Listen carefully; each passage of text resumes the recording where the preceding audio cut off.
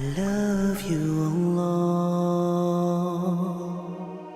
One of the most important secret ingredients that you and I need to be able to ask Allah successfully whatever we want. And we all have things we want. And those are secrets between us and Allah. But if you're really going to be able to ask in a way that you're truly hopeful that Allah Azza wa Jal will respond to what you're asking for, there are some things that have to be in place. And one of the most important things that the Quran keeps highlighting that has to be in place is that you and I have to ask Allah to forgive us first.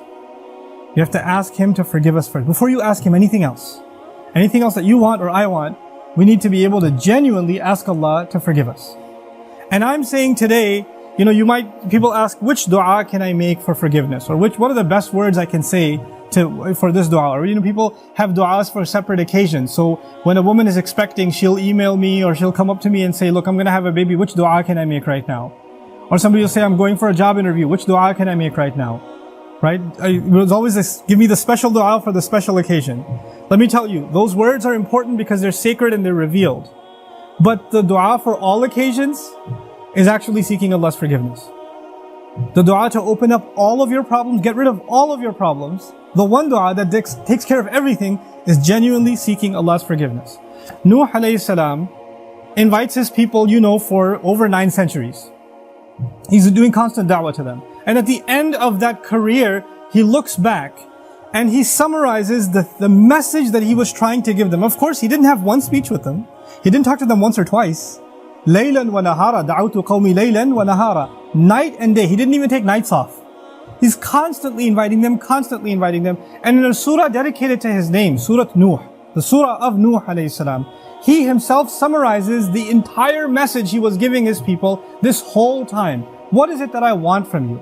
Inni kullama da'awtuhum litaghfira lahum. Every time I was inviting them, I was only inviting them, calling them to this faith, so you could forgive them, Ya Rabb. So you could forgive them. And then literally he says, here's how I invited them. This is what I exactly said to them over and over and over again. Qult, I said, istaghfiru rabbakum. Seek forgiveness of your master. Innahu kana ghaffara. Certainly Allah is someone who keeps on forgiving and keeps on forgiving and keeps on forgiving. And He does it repeatedly. But what He says after that is so remarkable. He said, you people, and I need you to understand who He's talking to. He's talking to one of the worst nations in history. Nuh alayhi salam is described as one of the worst nations of all the nations. Places like Surah Al-Qamar, where Allah describes different nations, or even Surah Al-Dhariyat, Allah describes different nations of the past that rebelled against Allah, that rebelled against the prophets and were destroyed. When He gets to Nuh alayhi salam's nation, what does He say? وَقَوْمَ نُوحٍ مِّن قَبْلِ إِنَّهُمْ كَانُوا هُمْ أَظْلَمَ وَأَطْغَى. The nation of Nuh from much before, they certainly were more wrongdoing and more rebellious than everyone else. Like He has the worst condemnation of the people of Nuh. It makes sense. They had a messenger not for one generation like every other prophet. They had a prophet 3 generations, 4 generations every century. Every 2 decades there's a new generation of kids that have grown up. And he's seen that century after century after century after century. He's seen 40, 50 generations of people. And they've all rejected Him.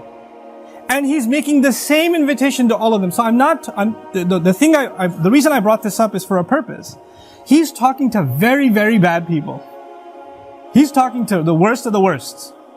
What offer does He make to them? He says, istaghfiru rabbakum. Seek forgiveness of your master. Innahu kana ghaffara. He keeps on forgiving over and over and over again. You guys have been messing up over and over again. Allah keeps forgiving over and over again. But His offer doesn't stop there. He says, يُرْسِلِ السَّمَاءَ عَلَيْكُمْ مِدْرَارًا. Yursili. It's actually Jawab al-Amr here. What that means is, if you seek His forgiveness, then Allah will open up the sky for you and it'll start pouring on you. Now that could be a reference to rain. And ironically, it's not a reference that you will get flooded. They did get flooded, right? They did get flooded, but Allah is talking about a different kind of rain now. If you seek forgiveness, that same rain that destroyed them will be the rain that brings them life. They didn't pray for rain. They didn't ask for rain. And Allah just asked them to make dua to be forgiven.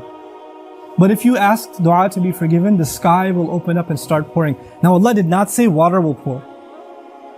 Allah did not say water will pour. He said the sky will pour. Because the sky has a lot more than water. The sky has forgiveness that comes from the sky. The sky has peace, tranquility, faith, your provision, the solution to your problems. They come from the sky. He will open the floodgates, and everything held from the treasures of Allah that you haven't been getting because you haven't been seeking forgiveness is going to open up. Just ask for forgiveness. You're asking to solve problem A, problem B, problem C. There are problems you don't even know you have. Allah knows that you have them. If you and I just became genuine people of seeking forgiveness, then those problems would start getting solved by divine intervention.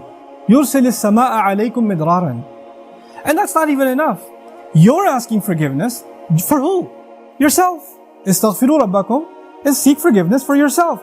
He says, وَيُمْدِدْكُمْ بِأَمْوَالٍ وَبَنِينَ, and He will extend you by giving you money and giving you children.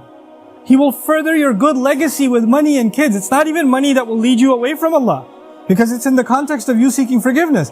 He'll give you good money that will lead to you doing more good and benefit you in this worldly sense and in the akhirah sense. And He'll give you good children that will give you goodness while they're alive. They will respect you, show you love, obey you, make you proud. They will give you happiness when they're alive. And even when you're gone, they'll continue to do good deeds that become a continuous investment for you after you're in your grave. Allah will give you all of these things. By the way, this is the same two words, money and children. Later on, وَإِنَّهُمْ عَصَوْنِي وَاتَّبَعُوا مَنْ لَمْ يَزِدْهُ مَالُهُ وَوَلَدُهُ إِلَّا خَسَارًا. They disobeyed me, and they only follow the people whose money and his kids do nothing but cause them more loss. Money and kids are a means of loss. But when money and kids come from Allah, after you seek forgiveness, they become gain. See, it's the same money and kids. It's the same money and kids. The only difference is, now they have the blessing of Allah's forgiveness on top of them. It's like they were contaminated until Allah purified them with His forgiveness. Istaghfiru rabbakum, and look, seek Allah's forgiveness. What doesn't open up?